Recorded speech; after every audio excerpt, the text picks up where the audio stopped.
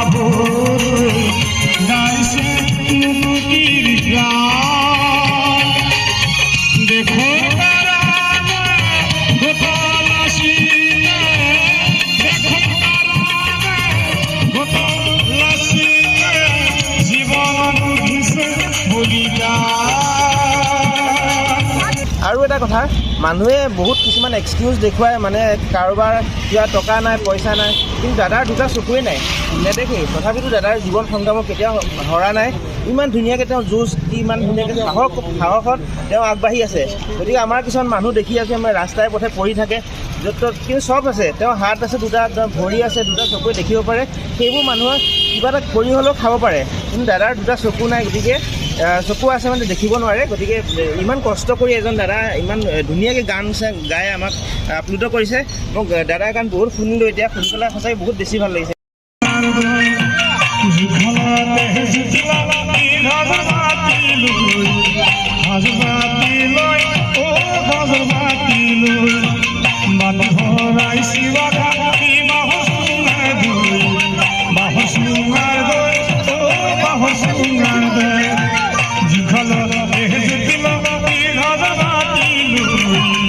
Hazrat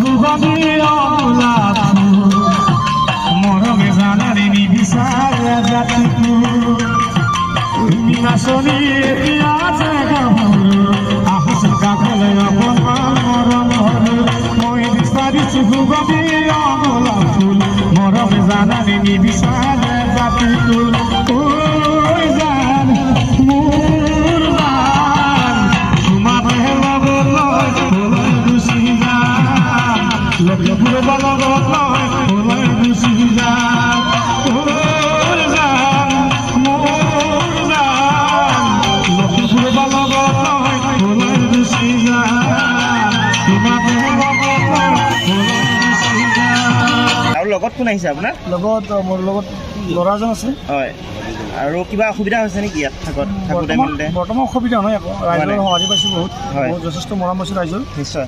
আৰু মই ইয়াত মাজে মাজে আহি থাকোঁ লখিমপুৰলৈ। হয়, আৰু দাদা খুব ধেমেলীয়া মানুহ এজন, আচলতে তেওঁ ফূৰ্তি কৰি ভাল পায়। আমি কিছুমান মামাৰ জীৱনত কিছুমান টকা পইচা থাকে, চবৰে থাকে, কিন্তু তেওঁ ইমান এটা ডাঙৰ প্ৰব্লেম থাকিও তেওঁ সুখত আছে, তেওঁ মনটো ফূৰ্তিত আছে, সেইটো আচল কথা আছে নহয় দাদা? সেই কথাবোৰ এখেতৰ পৰা আমি শিকিব লাগে। আচলতে জীৱনটো কেনেকৈ আগবাঢ়ি যাব লাগে, জীৱনৰ ওপৰত তেখেতৰ পৰা আমি শিকিব লাগে বহুত আছে। গতিকে আমি সেইবোৰ দুখ কৰি লাভ নাই, হয় নে দাদা? যিটো আছে জীৱন ফূৰ্তি কৰিব লাগে, নে কি কয়? নিজৰ থকা দিনা ভালে থাকিব লাগে, কাজিয়া সৃষ্টি কৰিব নালাগে, হয়, মিলামিলি কৰি থাকিব লাগে, সেইটোৱে অংশ কৰিব নাপায়। হয়। আজি যদি তুমি নিজা নিচিনা পুৰণি পুৰুষৰ ভৰিমা পাহৰা অহাকালি নিজকে লবা অসমীয়া হবা তুমি চলা অহাকালি নিজকে লবা অসমীয়া হবা তুমি চলা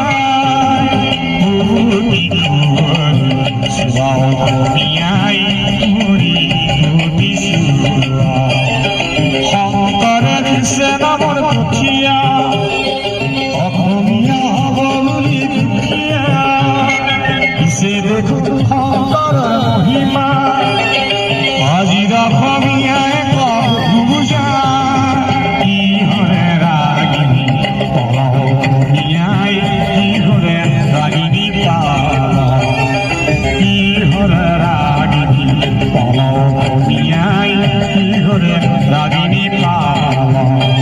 কথা দাদাক যিমান পাৰে আপোনালোকে ভাইৰেল কৰিব, কাৰণ দাদাৰ নিচিনা এজন কণ্ঠ থকা ব্যক্তি আমি অকল ইয়াতে সোমাই থাকিলে নহ'ব, বাহিৰলৈ ওলাই যাব লাগিব, তেওঁ বাহিৰত চিনাকি হ'ব লাগিব তেওঁৰ কণ্ঠত। গতিকে তেওঁ ভূপেন হাজৰিকা বোলে ভূপেন হাজৰিকা, বিপিন চাওদাং বোলে বিপিন চাওদাং, সকলোৱে গীত ইমান ধুনীয়াকৈ এটা শব্দ ভুল নোহোৱাকৈ ইমান ধুনীয়াকৈ গাব পাৰিছে। গতিকে তেখেতক আমি চেলুট জনাইছোঁ দাদা। আৰু আপুনি ভাল লাগিল। ৰাইজক মই এটা ক'ব বিচাৰিছোঁ মোৰ ফালৰ পৰা, মোৰ এটা ইউটিউব চেনেল আছে আৰু ফেচবুক পেজ এটা আছে, কৈ দিয়ক আপুনি। নাম লতিফ মিউজিক। কি ক'লে? Latif music. Latif music. LATIF Latif. Latif LATIF আৰু MUSIC মিউজিক। আচ্ছা, লতিফ মিউজিক। হয়, লতিফ মিউজিক বুলি দাদাৰ চেনেল এটা আছে, আপুনি ছাবস্ক্ৰাইব কৰি দিব লাগে। ইউটিউবতো আছে, ফেচবুক পেজত আছে। আৰু দাদাৰ কণ্টেক্ট নম্বৰ আছেনে আপোনাৰ? আছে। নাম্বাৰটো আমাৰ ৰাইজক কৈ দিব নেকি আপুনি? 8471 হয় 998677। আকৌ কৈছোঁ 8471 998677। আৰু মই স্ক্ৰীণত ধুনীয়াকৈ দাদাৰ নাম্বাৰ দি দিম আৰু ডেছক্ৰিপশ্যনত দাদা ইউটিউব চেনেলত দি দিম। আৰু যিমান পাৰে দাদাক ভাইৰেল কৰক। শংকৰে দিছে নামৰ দুখীয়া অসমীয়া হ'ব বুলি দুখীয়া পিছে দেখো শংকৰৰ মহিমা আজিৰ অসমীয়াই বুজা ইহৰে ৰাগিনী পলা অসমীয়াই ইহৰে ৰাগিনী মাননীয় মুখ্যমন্ত্ৰী ডাঙৰীয়াকো মানে আহ্বান জনাইছোঁ। তেওঁ সকলোকে সহায় কৰি ভাল পায়, সকলোকে মানে বিপদৰ সময়ত সহায় কৰে। গতিকে হয়নে, আমাৰ মুখ্যমন্ত্ৰী মহোদয়ক আমি আহ্বান কৰিছোঁ যে ইমান ধুনীয়া কণ্ঠ থকা ব্যক্তি আৰু ইমান প্ৰতিভা থকা এজন ব্যক্তি, তেখেতক আমি উলিয়াই নিব লাগিব, তেখেতক সহায় কৰিব লাগে। আমাৰ সকলোৰে দায়িত্ব, অকল চৰকাৰ বুলি নহয়, মোৰ নিচিনা ব্যক্তিৰ দায়িত্ব তেখেতলৈ উলিয়াই নিয়ে। গতিকে সেই আৰু দাদা ভাল লাগিল, বহুত বেছি ভাল লাগিল দেই। আৰু আগবাঢ়ি যাওক আপুনি, আৰু এনেকৈ আমাৰ শুভেচ্ছা সদায় থাকিব, আশীৰ্বাদ সদায় থাকিব। ঠিক আছে, আহিছোঁ দেই।